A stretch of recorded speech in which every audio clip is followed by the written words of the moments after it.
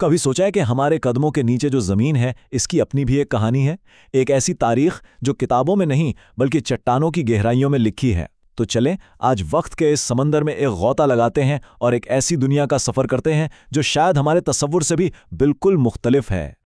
یہ بات بڑی گہری ہے نا؟ مطلب یہ کہ ہماری دنیا، یہ زمین کوئی ٹھہری ہوئی چیز نہیں ہے، یہ ہر لمحے بدل رہی ہے۔ جس زمین پر آج ہم کھڑے ہیں وہ خود ماضی کی کتنی ہی دنیاؤں کے ملبے پر بنی ہے، اور اسی میں آنے والے کل کی دنیا کا بیج بھی چھپا ہے۔ تو سوال یہ ہے کہ آج سے 30 کروڑ سال پہلے یہ دنیا کیسی تھی؟ چلیں وقت میں پیچھے چلتے ہیں، اس دور میں جب ہماری زمین تھی تو یہی، لیکن اتنی الگ، اتنی اجنبی کہ شاید ہم اسے پہچان ہی نہ پائیں۔ ایک ایسی دنیا کا تصور کریں جہاں آسمان کا رنگ کچھ اور تھا، جنگل کسی دوسرے سیارے کے لگتے تھے، اور زمین پر دیو ہیکل مخلوق کا راج تھا۔ تو ہم پہنچ گئے ہیں دیو کامتوں کے دور میں۔ اچھا، یہاں پہنچ کر جو سب سے پہلی اور سب سے عجیب چیز محسوس ہوگی نا، وہ ہوگی یہاں کی ہوا۔ جی ہاں، وہ ہوا جس میں ہم سانس لیتے ہیں۔ اس دور میں یہ بالکل مختلف تھی، اتنی مختلف کہ اس نے یہاں زندگی کے سارے اصول ہی بدل ڈالے تھے۔ تو فرق کتنا تھا؟ آج ہماری ہوا میں تقریباً 21% آکسیجن ہے، لیکن کاربونیفیرس دور میں یہ 35% تک تھی۔ جی ہاں، 35%۔ یہ اضافہ ہوا کیسے؟ اس دور کے گھنے بے تحاشا جنگلات نے فضا میں آکسیجن پمپ کر دی تھی۔ یہ ایک طرح سے سپر چارج ہوا تھی جس نے زمین پر زندگی کے لیے بالکل نئے دروازے کھول دیے۔ دیکھیں، اتنی زیادہ آکسیجن کا ایک سیدھا سادہ نتیجہ نکلا۔ اس نے وہ رکاوٹیں ہٹا دیں جو آج خاص طور پر کیڑے مکوڑوں کے جسم کو ایک حد سے زیادہ بڑا نہیں ہونے دیتی۔ تو جب یہ رکاوٹ ہٹ گئی تو ایک ایسی دنیا کا آغاز ہوا جہاں چھوٹی چھوٹی مخلوق بھی دیو بن سکتی تھی۔ تو یہ دیو تھے کیسے؟ ذرا سوچیں۔ آج کی ڈریگن فلائی نہیں، بلکہ میگانیورا نامی ایک ایسی ڈریگن فلائی جس کے پروں کا پھیلاؤ ہی 70 سینٹی میٹر تھا، یعنی ایک باز کے برابر۔ اور یہ تو کچھ بھی نہیں، آرتھروپلیورا نامی کنکھجورے تھے جو 2.5 میٹر یعنی ایک چھوٹی کار جتنے لمبے ہو جاتے تھے۔ یہ کوئی سائنس فکشن فلم نہیں ہے، یہ اس دور کی حقیقت تھی۔ یہ تھے اس زمانے کے اصل بادشاہ۔ اب سوال یہ ہے کہ آخر اتنی زیادہ آکسیجن آئی کہاں سے؟ جواب چھپا ہے اس دور کے جنگلات میں۔ یہ کوئی عام جنگل نہیں تھے، بلکہ یہ تھے عظیم کوئلے کے جنگلات۔ یہی وہ پاور ہاؤس تھے، وہ انجن جو اس پوری عجیب و غریب دنیا کو چلا رہے تھے۔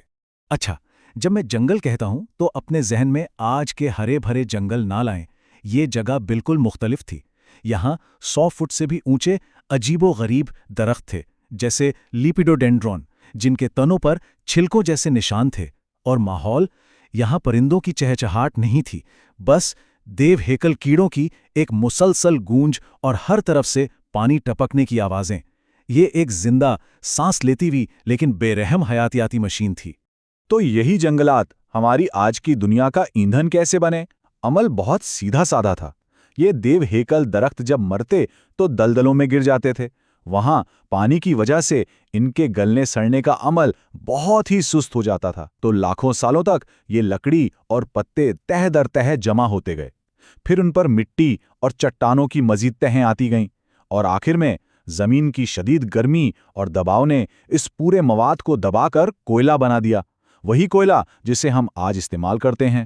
چلیں اب ان جنگلات سے تھوڑا زوم آؤٹ کرتے ہیں اور پوری دنیا کو دیکھتے ہیں، کیونکہ اس دور کی ایک اور بہت بڑی، بلکہ شاید سب سے بڑی حقیقت زمین کے نقشے کی تھی۔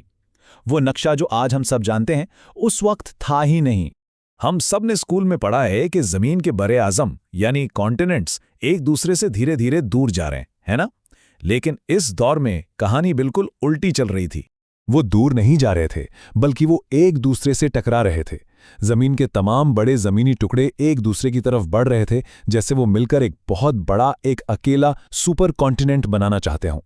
اور اسی عظیم بر اعظم کو ہم آج پینجیا کے نام سے جانتے ہیں۔ گونڈوانا اور لوروسیا جیسے پرانے بر اعظموں کا یہ ٹکراؤ کوئی معمولی واقعہ نہیں تھا۔ اس نے ایک ایسی زمین بنائی جو ایک سرے سے دوسرے سرے تک، یعنی نارتھ پول سے ساؤتھ پول تک پھیلی ہوئی تھی۔ اور ظاہر ہے جب زمین کا نقشہ اتنا بدل جائے تو اس سیارے کا موسم اور یہاں کی زندگی سب کچھ ہمیشہ کے لیے بدل جاتا ہے۔ ایک طرف تو یہ دیو ہیکل جنگل تھے اور ٹکراتے ہوئے بر اعظم، یعنی بڑے پیمانے پر بڑی بڑی تبدیلیاں ہو رہی تھیں۔ लेकिन इसी शोर में कहीं एक कोने में एक बहुत खामोश सा इनकलाब भी आ रहा था। एक छोटी सी चीज़ जो देखने में मामूली लगे, लेकिन उसी ने ज़मीन पर जिंदगी का पूरा मुस्तकबिल लिखना था। उस वक्त तक जानवर जैसे कि मेंढक वगैरह पानी के गुलाम थे। क्यों? क्योंकि उन्हें अपने अंडे देने के लिए पानी या नमी वाली जगह की ज़रूरत होती थी। इनके अंडों का खौल बहुत नरम होता था। लेकिन फिर आई एक गेम चेंजिंग ईजाद, एमनियोटिक अंडा। ये क्या था? ये समझिए कि एक ऐसा अंडा था जिसका अपना प्राइवेट तालाब अंदर ही मौजूद था। इसका खौल सख्त था जो उसे बाहर की खुश्क दुनिया से बचाता था। इस एक ईजाद ने रीढ़ की हड्डी वाले जानवरों को पानी से आज़ादी दिला दी और अब वो पूरे पेंजिया के खुश्क इलाकों पर भी कब्जा कर सकते थे। बिल्कुल जैसा कि कहा गया है, जंगल के किनारे वो खामोश लम्हा अपने अंदर पूरे मुस्तकबिल को एक खौल में समेटे हुए था। इसी एक अंडे के अंदर से रेंगने वाले जानवरों, फिर डायनासोर्स और बहुत बाद में परिंदों और हम जैसे मैमेलिया जानवरों, सबका मुस्तकबिल निकलना था।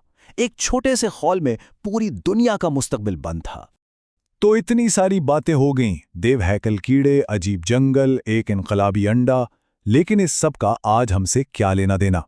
जवाब बहुत सादा है, सब कुछ। हम इस कदीम दुनिया की कहानी का ही अगला बाब है। ये माजी हमसे अलग नहीं, ये हमारे पैरों के नीचे दफन है। हकीकत तो ये है कि हम आज भी उसी कार्बोनिफेरस दौर के बाकियात के अंदर जी रहे हैं। हमारी पूरी इंडस्ट्रियल सोसाइटी, हमारी गाड़ियां, हमारी फैक्ट्रियां, ये सब कुछ कैसे चल रहा है? इन्हीं 30 करोड़ साल पुराने जंगलात को जमीन से निकालकर, यानी कोयले की शक्ल में, और उसे जलाकर हम लफ्जी मानों में एक कदीम दुनिया की तवानाई पर जी रहे हैं। और उस दौर की विरासत, उसकी निशानियां आज भी हमारे चारों तरफ हैं। कोयले की वो तहें जो हम कानों से निकालते हैं, वो क्या हैं? वो इन्हीं कदीम जंगलात की लाशें हैं।